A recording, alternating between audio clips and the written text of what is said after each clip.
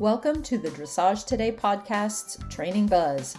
These short podcasts bring you the best tips straight from our subscription video site, Dressage Today On Demand.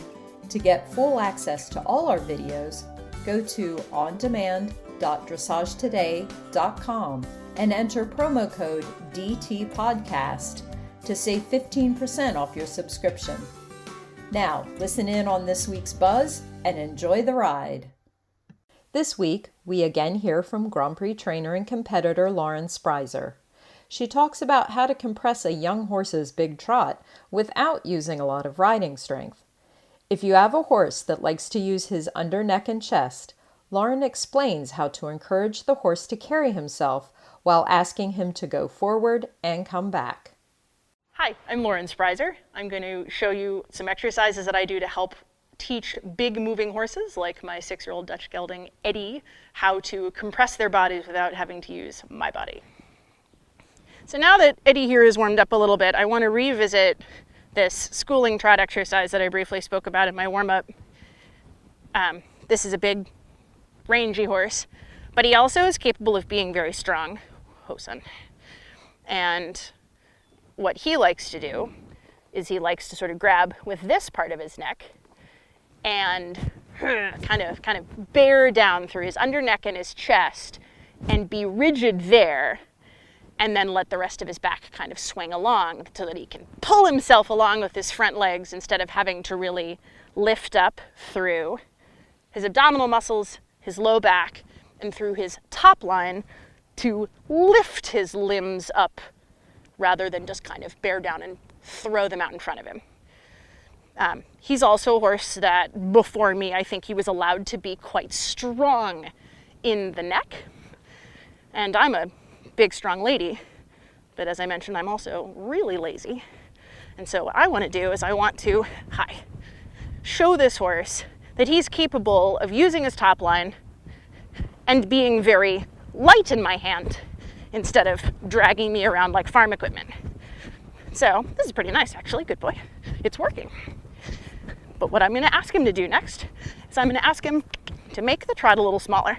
This is not what I would call more collected. It's not like he's bearing more weight on his haunches, but I'm just sort of turning the power down and then back up again.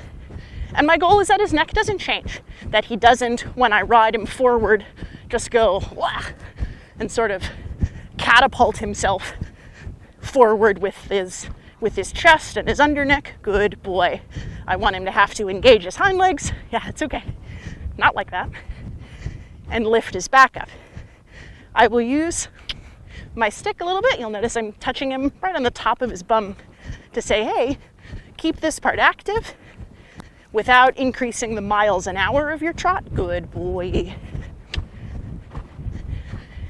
And lots of little uber strike-ins, even when they don't work. There I gave, and he immediately fell apart. No problem. I'm going to put him back into that nice round outline, make him nice and small, come with my stick a little bit when he gets a little confused and tries to walk. Now I'm going to send him forward. Attaboy. And there his contact didn't change at all.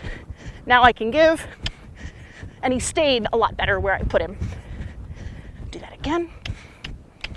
I'm thinking about posting a little smaller. I'm not standing up quite as tall. My belly is tight.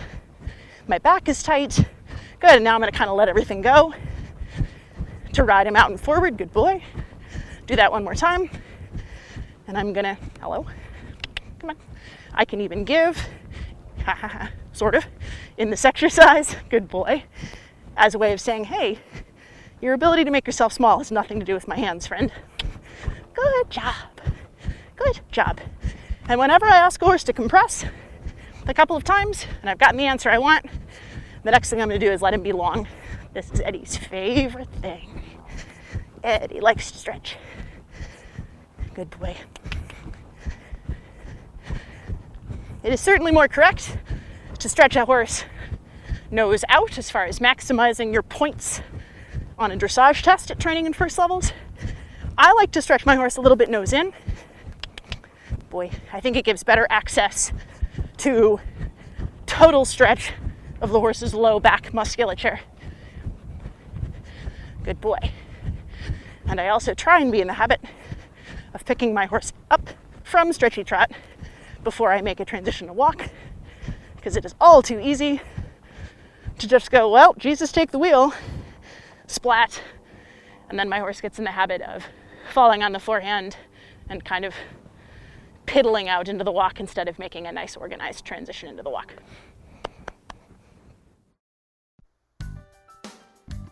We hope you enjoyed this bonus podcast. What would you like to learn about, and what tips would you like to hear? Email me, Stephanie, at sruff@equinenetwork.com, or reach out to us on social media.